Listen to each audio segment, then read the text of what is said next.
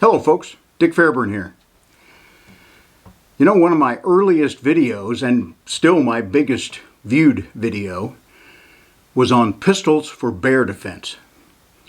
Kind of a neat topic for those who hunt out west or hike or spend a lot of time in bear country. It's not really a novelty. In case you haven't been paying attention, bear attacks on humans have been growing exponentially. And it's not just in our Rocky Mountain West. Several people have been killed and injured this year by bears in Japan, of all places. They called out their military on one of the islands to hunt them down and protect the citizens there. The most common bear defense pistol that I've seen lately out west is a 10mm. The 10mm auto, generally in a Glock 20. That's the most commonly seen out there. But there are 1911 pistols. There are other striker-fired guns from SIG, Smith & Wesson, FN. They also show up in holsters. What about the old .45 ACP? Would this work for bear or wild boar defense? If you have a solid, reliable .45, doesn't have to be a 1911, there's really no need to go buy a new 10mm. Along with a holster and magazines and ammo and what other accessories you might have to add to that expense. Stick around. We're going to talk about the .45 ACP as bear defense.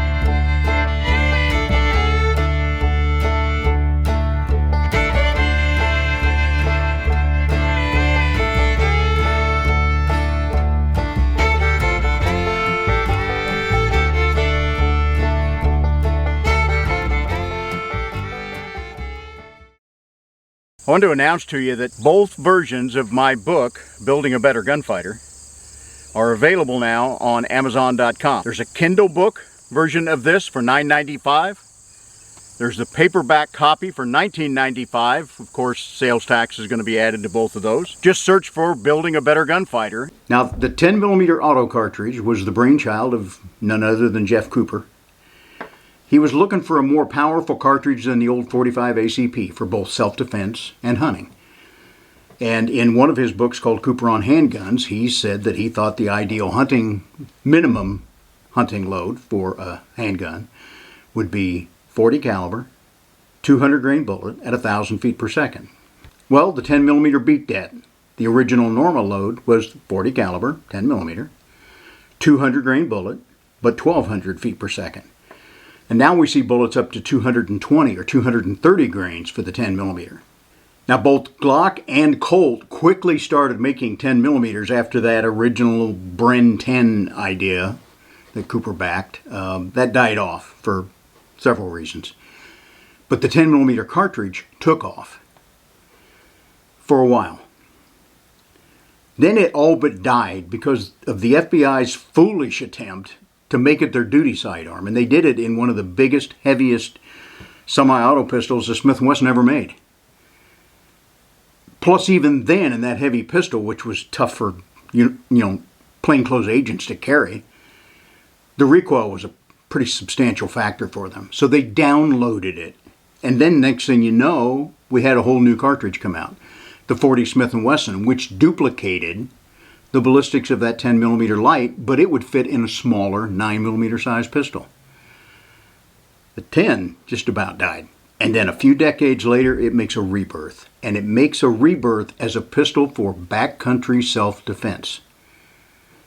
Now, it has become so popular that several manufacturers are even developing pistol caliber carbines for it. Ruger/Marlin just brought out a stainless steel trapper model lever action for the 10mm, which is kind of cool. But will the .45 ACP work? Will it do what we need to do for bear defense?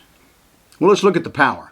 How much more power does the 10mm pack over the 45 ACP.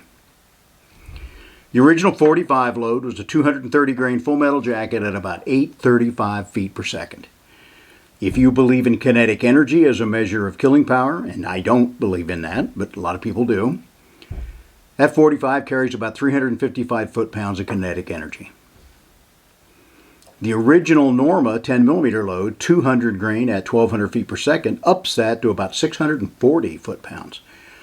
80% more kinetic energy. That's pretty substantial. But let's put this in perspective. Let's say a 30-30 lever action rifle, one of the more common things we see, at least in the eastern part of the country, as a deer rifle. And it's certainly not a powerhouse as a hunting rifle by any means. It delivers 1,745 foot-pounds. 2.7 times the kinetic energy of the 10mm and almost 5 times the energy of the 45. So if you believe in energy, either the 45 or the 10 look pretty puny, even compared to a 30-30. But like I say, I don't think kinetic energy is a good measure of killing power. What about the Taylor knockout factor? That's really momentum, and then you factor in the diameter of the bullet. 45 on the Taylor knockout scale, 12.4. 10mm, 13.7. That's about 10% more than the 45, but not 80% more like when we're measuring kinetic energy, because kinetic energy doubles the velocity when you do the math. So velocity really blows the numbers all out of proportion. And that same 30-30 comes in at 16.1. So that's 30% more than a 45, not 5 times more. So if you look at Taylor knockout measure, the 45 doesn't look all that bad. Now, a 30-30 is not going to be my first choice for big bears, whether hunting them or carrying it for self-defense. It can do. And the heavier, deeper penetrating bullets would be my choice. But on paper, it looks better than either of those pistol calibers. The problem is it uses an expanding soft point bullet, which is going to limit penetration. And for any firearm to be effective at stopping a pissed off bear or more, it's got to deliver deep, consistent penetration. It's got to get through their tough hide, dense muscle, hard bones, and still reach into vital organs.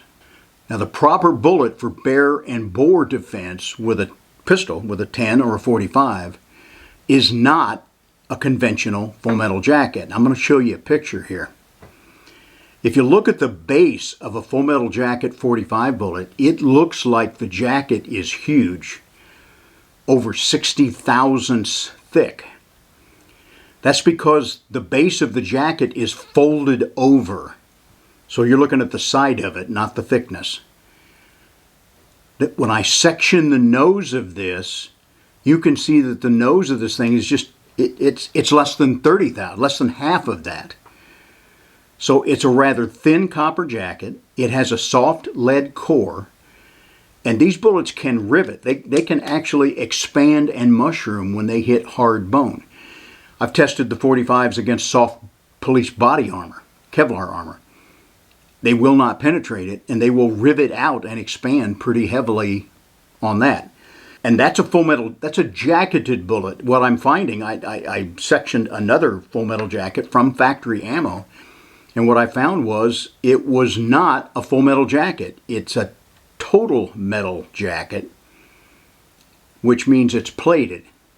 So I'm not sure if they're using Speer TMJ plated bullets or Berry plated bullets. They're less expensive.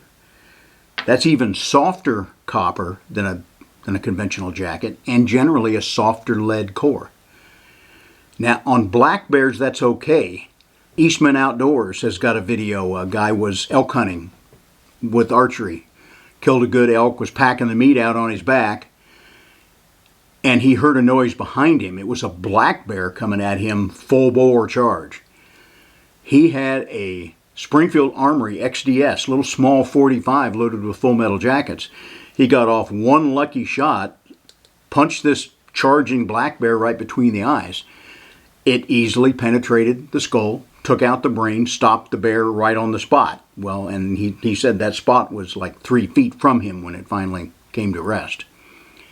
So a full metal jacket will probably work okay on a black bear, but I wouldn't trust it on a big grizzly bear. Grizzlies are a lot more truculent. I like that word. I had to look it up. That just means they're kind of pissed off at the world most of the time. Now here's some trail camera pictures from a bear bait in Wyoming. Now my buddy that has this bait works as a guide up in Alaska, taking folks out to kill grizzlies and brown bears. So he knows what these things look like in real life. And in Wyoming, this is complicated. They can bait for the bears in the spring, but if a grizzly shows up, they have to abandon that bait because the Game and Fish out there doesn't want conflicts between grizzlies and humans. So you can see there's a white bait barrel in these pictures. That's basically a 55-gallon plastic drum. So I measured the diameter of the top of that drum and compared it, and in these 2 or 3 pictures, the perspective changes because the bear is different distances from that barrel. But conservatively, this boar is 43 inches or more high at the top of his hump. That's a huge grizzly bear. And that's an interior grizzly, not a coastal brownie like you see up in Alaska. These are big bears. They take a lot of penetration. So a conventional full metal 45 is probably going to drive in deep enough for a black bear, maybe a grizzly right between the eyes, but a deep penetrating, non-deforming projectile is really what we want. And if you use that kind of a bullet in either the 45 or the 10 millimeter, it's going to penetrate far deeper than even a 170 grain soft point in a 30-30. And you got to think that 45 load, a 230 grain bullet at 835 feet per second, that's based on the steel in the pistols, the brass in the cases, the powder in the cases, all being 1905 technology. We now have much stronger steel. The pistols are stouter. The brass is better. Powder technology has improved a lot.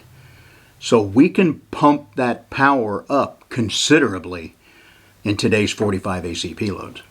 Now, as a comparison, I'm going to pick out the Buffalo Bore line of loads. They calls them outdoorsman loads. They have a 45 ACP plus P outdoorsman load. It launches a 255 grain bullet, so another 25 grains of projectile, at 925 feet per second, almost 100 feet per second faster.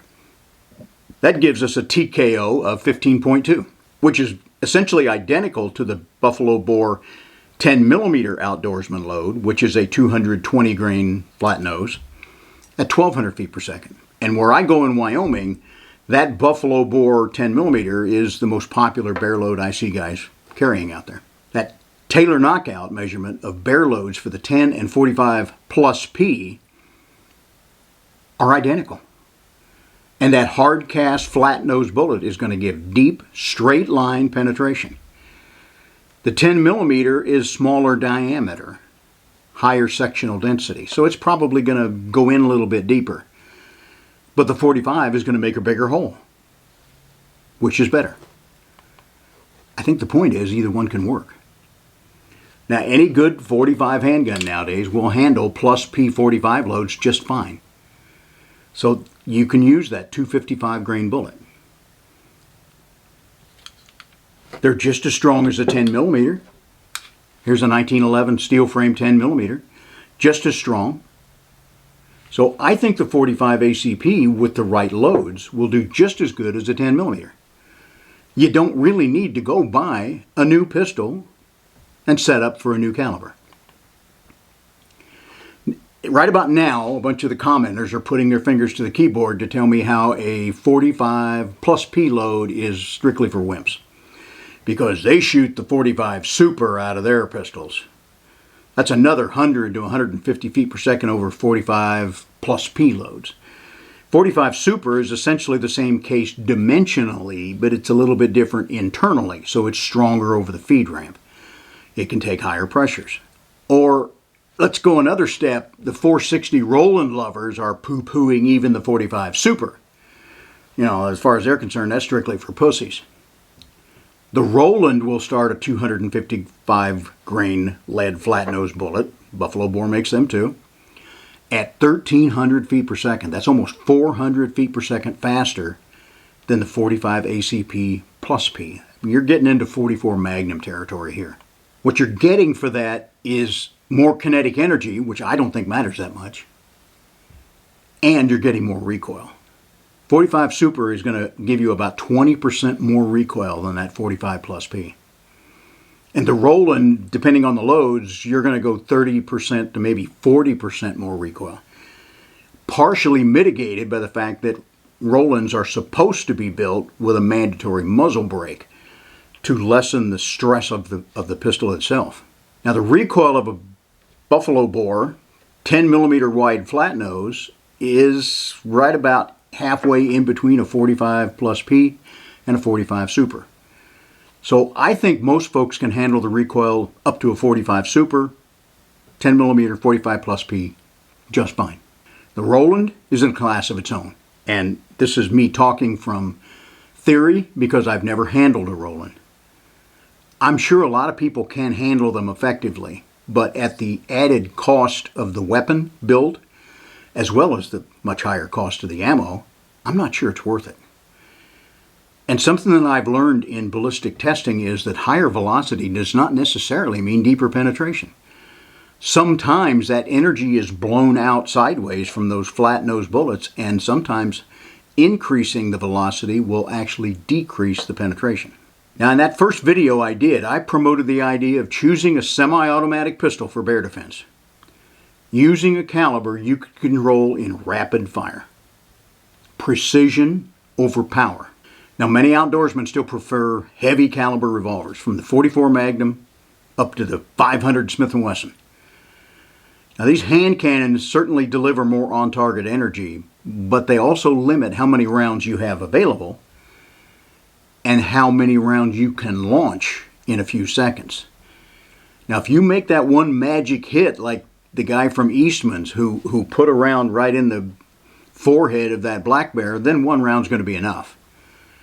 But unless you hit that central nervous system, you're going to need to pump more rounds. A flurry of ammunition directed as tightly as you can towards the face of that bear, going to be best chance for survival. Ammoland.com, the website, they keep a tally of bear defense stories using handguns. They rate the success with a handgun, and to them that's either stopping or deterring a bear attack. They say handguns work about 97% of the time. And that's with calibers as small as a 9mm Luger. Now, if you look at self-defense situation with two-legged predators, just the mere display of a handgun will often end the problem. No shots needed. Most of the four-legged predator attacks are deterred with shots that miss or that hit non-vital areas. Even sometimes just warning shots in the air or into the ground in front of them will deter that bear attack, and you didn't need to draw blood. With my luck, if I'm out west and I ever have to face down a charging grizzly, it'll be one that ain't going to scare away with a warning shot or a little peripheral hit. I'll probably need a good hit from one or more deep penetrating bullets. And I seriously doubt that bear will be able to tell the difference between a 10mm slug or a plus P45.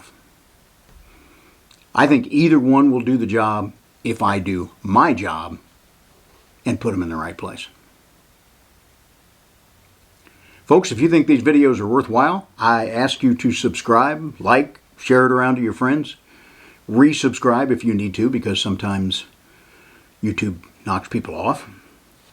So whether it is a 10mm that you pick for bear defense or a 45 that you've already got and know and trust, get the right ammo, do some good practice, and I think either one will do the job.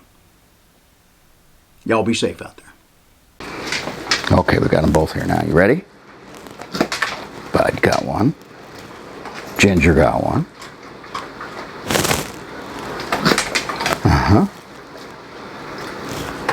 Oh, she missed it. She usually gets them, doesn't she, Bud? Okay, girl, last one. You ready? You ready? Yeah! That's all there is till next time.